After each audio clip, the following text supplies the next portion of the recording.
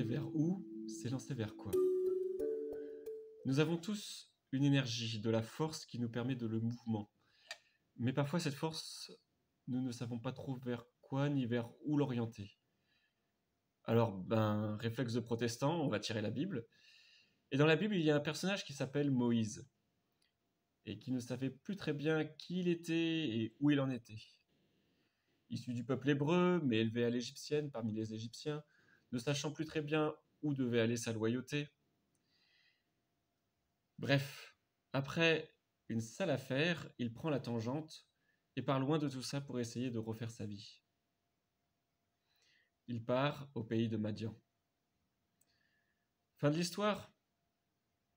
Que nenni. Avec l'Éternel, les choses ne vont pas ainsi. Parce qu'il a un projet. Dans le livre de l'Exode, au chapitre 3, il veut délivrer le peuple hébreu de l'esclavage égyptien. Et pour ce faire, il a besoin de Moïse, il veut l'utiliser. Il va donc appeler Moïse à revenir dans ce pays d'Égypte que ce dernier avait fui.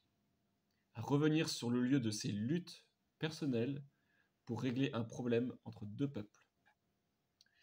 Alors ne sachant pas trop comment s'y prendre, il interroge le Seigneur et lui dit deux choses. Dieu alors dit à Moïse, « Maintenant va, je t'envoie auprès du Pharaon. Maintenant va. » Verset 10. Moïse s'interroge sur cet ordre et Dieu lui répond, au verset 12, « Je serai avec toi. »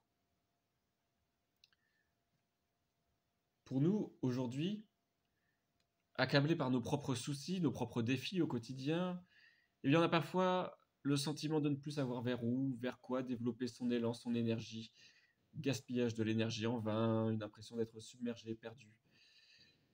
Dieu est celui qui recentre, qui remet les choses à leur juste place. Il faut lui faire confiance pour cela, il faut lui faire confiance.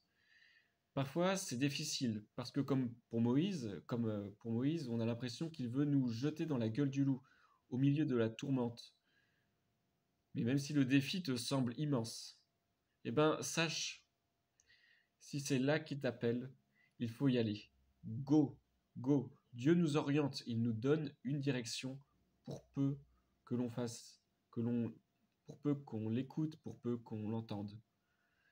Si jamais l'élan nous manque, si jamais l'angoisse, la crainte sont là, il te dira, comme il l'a dit à Moïse et comme il ne cesse de le dire dans toute la Bible, je serai là. Dieu, son alliance, c'est la promesse de la fidélité de sa présence à tes côtés, y compris dans les défis. Alors go, vas-y, réponds à son appel, go, vas-y, c'est à toi de jouer.